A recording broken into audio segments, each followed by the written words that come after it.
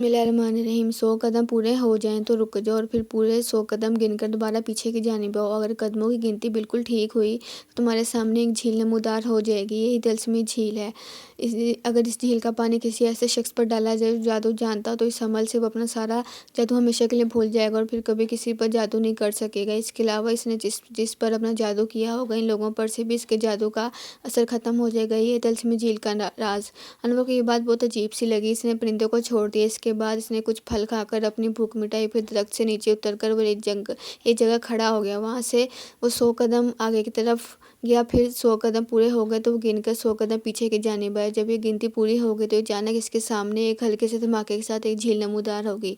इसमें सब्जी माइल पानी भरा हुआ था और इसमें जगह जगह कमल के फूल नजर आ रहे थे। अनवर ने जल्दी से अपनी छागल में इस झील का पानी भरा और जैसे ही वापसी के लिए मुड़ा तो उसके कानों में फिर हल्के से धमाके की आवाज़ आई। इसने घूमकर देखा तो तिलस्मी झील नज़रों से गायब हो गई थी और अब वहाँ पर बड़ी बड़ी झाड़ियाँ नजर आ रही थी जिसमें खरगोश के चंद बच्चे छुपे होते अपनी छोटी छोटी लाल आंखों से अनवर को देख रहे थे। इसके बाद अनवर दोबारा अपने सफ़र पर रवाना हो गया। शाम होते होते वो शहर पहुँच गया। इसे सोना के मामू का घर ढूंढने में कोई दिक्कत महसूस न आई क्योंकि वो बादशाह के महल में काम करता था, इसलिए बहुत से लोग इसे जानते थे जिन्होंने अनवर को उसे घर पहुंचा दिया था। इसे देखकर बहुत खुश हुए और इसकी खूब खातिर मदारत की। अनवर ने जब इसको बताया कि वो काम के सिलसिले में शहर आया तो उसने अनवर से कहा कि वो कोशिश करेगा कि इसकी नौकरी महल में ही लग जाए, मगर इसमें कुछ वक्त लगेगा क्योंकि बादशाह सलामत के मसले की वजह से बहुत परेशान है।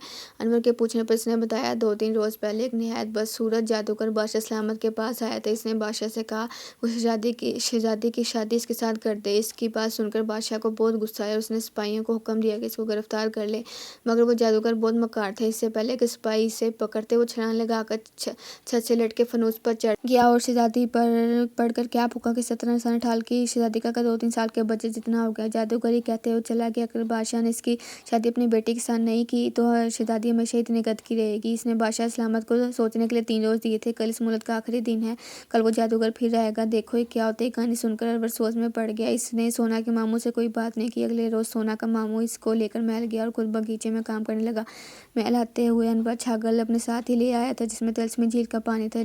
महल में मौजूद सारे लोग खामोश थे, समय समय अपने काम करते फिर रहे थे। वो सब बादशाह सलामत से बहुत मोहब्बत करते थे क्योंकि वो अपनी राय का बहुत ख्याल रखता था। उन्हें फिक्र हो गई थी कि जादूगर क्या गुल खिलाएगा। बादशाह अपने दरबार में बैठा था, इसी जालिम जादूगर का इंतजार था। बादशाह ने सोच लिया था कि उसे बहुत सी दौलत देकर उसको बात पर राजी करने की कोशिश करेगा। वो शादी पर से जादू का असर खत्म कर दे, उसे शादी का ख्याल भी छोड़ दे। अचानक महल में खुलबुली सी मच गई, चारों तरफ शोर मच गया। जादूगर आ गए वाले सुन महल की जानिब लपका। पहरेदार तो अपने होशोबास में नहीं थे, सब की नजरें इस उठते हुए जादूगर पर लगी हुई थी जो अब महल में दाखिल होकर भरे दरबार में दाखिल हो गया था। अनवर को दरबार के दरवाजे पर किसी ने भी नहीं रोका क्योंकि सबकी नजर जादूगर पर लगी हुई थी। वो बड़ी आसानी से दरबार में पहुंचकर एक तरफ खड़ा हो गया। वहां इसने एक अजीबोगरीब शक्ल वाले शख्स को देखा जिसकी एक आंख बहुत छोटी एक बहुत बड़ी थी। इसकी नाक बहुत लंबी थी और आगे से मुड़ी हुई थी। वो बादशाह के सामने खड़ा था और इसके चेहरे पर एक शैतानी मुस्कुराहट थी। अनवर समझ गया कि यही वो जालिम जादूगर है जिसकी वजह से बादशाह परेशान है। अनवर जादूगर के सामने जाकर खड़ा हो गया। इसे अपने सामने देखकर जादूगर के चेहरे पर गुस्से के सरा नमूदार हो गए।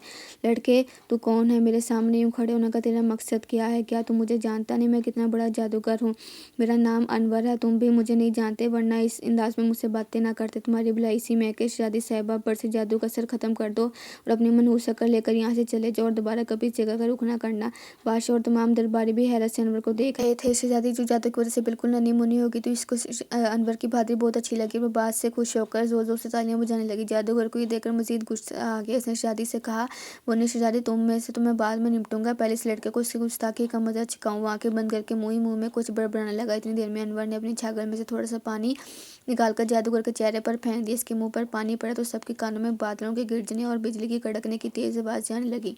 इसके साथ ही जादूगर के मुंह से काले स्याह रंग का धुआं निकला और एक गोले की शक्ल में ऊपर जमा होने लगा। इस गोले में अजीबोगरीब खौफनाक शक्लें नजर आ रही थी। फिर इस धुएं के गोले में से नहायत खौफनाक चीखों की आवाज़ें आई और कुछ देर बाद वो गोला बड़ी तेजी से एक खिड़की में से बाहर निकल गया। जादूगर बहुत घबरा गया। वो फटी आंखों से अनवर को देखने लगा। इसी वक्त फिजा में जलते रंग से बजने लगे। सब लोगों ने चौंक कर देखा। दरबार की छत से छोटे छोटे सुनहरी और बेहद चमकदार सितारे गिरना शुरू हो गए। सितारों ने शहजादी के गिर्द सारा बनाया और उसके चारों तरफ घूमने लगे। फिर अगले ही लम्हे शहजादी का कद पहले जैसा हो गया।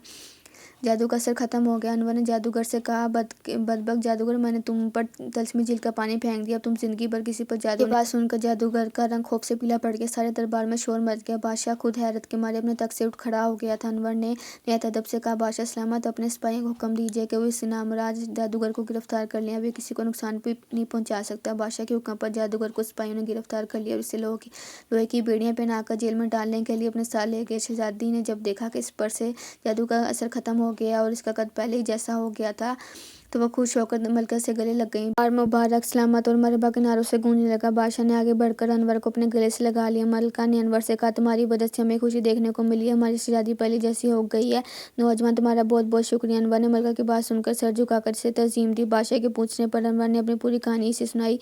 بادشاہ نے اس کا بہت احسان مند تھا۔ اس نے کہا، نوجوان، تم نے ہمیں ایک بہت بڑی مصیبت سے نجات دلائی، ہم زندگی بھر تمہارے احسان مند رہیں گے۔ انور نے ہاتھ باندھ کر بادشاہ سلامت سے کہا، بادشاہ سلامت، آپ ہمارا بہت خیال رکھتے ہیں، ہمارا بھی یہ فرض ہے کہ وقت پڑنے پر ہم آپ کے کام آئیں اور آپ کی مدد کریں۔ اس کی بات سن کر بادشاہ بہت خوش ہوا۔ اس نے کہا، تم نے ایک بہت بڑا کام کیا، ہم تمہیں انعام دینا چاہتے ہیں۔ مانگو، کیا مانگتے ہو؟ بادشاہ سلامت، میں اپنی بیوی سونا کے کہنے پر گاؤں سے چل کر شہر نوکری کرنے آیا ہوں، اگر مجھے کوئی نوکری مل جائے تو میں سمجھوں گا یہی میرا نام ہے۔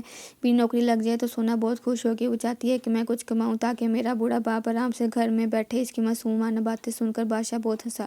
ملکہ اور شہزادی بھی مسکرانے لگی تھیں۔ بادشاہ نے کہا، ٹھیک ہے، اب ہمیں تمہاری خواہش منظور ہے، مگر اب ہم تمہیں کہیں اور نہیں جانے دیں گے، کہو تم کون سا کام کرنا پسند کرو گے؟ ہم تو چاہتے تم ہمارے وزیر خاص بن جاؤ۔ میں بچوں کو پڑھانا چاہتا ہوں، اگر مجھے یہ ذمہ داری دی جائے تو میں اسے اپنی خوشی قسمتی سمجھوں گا۔ انور نے کہا، میرا دل چاہتا ہے کہ ہمارے ملک کا ایک بچہ اور ایک بچی تعلیم حاصل کرے اور ایک مفید شہری بنے، جس سے ہمارا ملک بھی ترقی کرے گا، لوگ بھی خوشحال ہو جائیں گے۔ بادشاہ اس کی بات سن کر بہت خوش ہوئے۔ اس نے کہا، تمہاری بات سے ہم بہت خوش ہوئے، تم اگر چاہتے تو ہم سے بھاری انعام و اکرام لے کر اپنی زندگی آرام سے گزار سکتے تھے، مگر تمہارے دل میں ذرا سا بھی لالچ نہیں ہے، اس کے علاوہ تم نیک دل اور سمجھدار بھی ہو، یہی وہ باتیں ہیں جو تعلیم دینے والوں میں ہوتی ہیں۔ ہماری طرف سے تمہیں اجازت ہے کہ تم ہماری سلطنت کے بچوں کو تعلیم دو، اس سلسلے میں ہم تمہیں تمام سہولتیں مہیا کریں گے۔ چونکہ بادشاہ سلامت کا یہ حکم تھا، اس لیے چند ہی دنوں میں ایک بہت بڑا مدرسہ بن کر تیار ہو گیا۔ اس مدرسے کا سارا انتظام انور کے ہاتھوں میں تھا۔ اس نے مدرسے میں بہت سارے دوسرے طالب بھی مقرر کر دیے تھے۔ تھوڑے ہی عرصے میں دور دور سے بچے یہاں پڑھنے آنے لگے،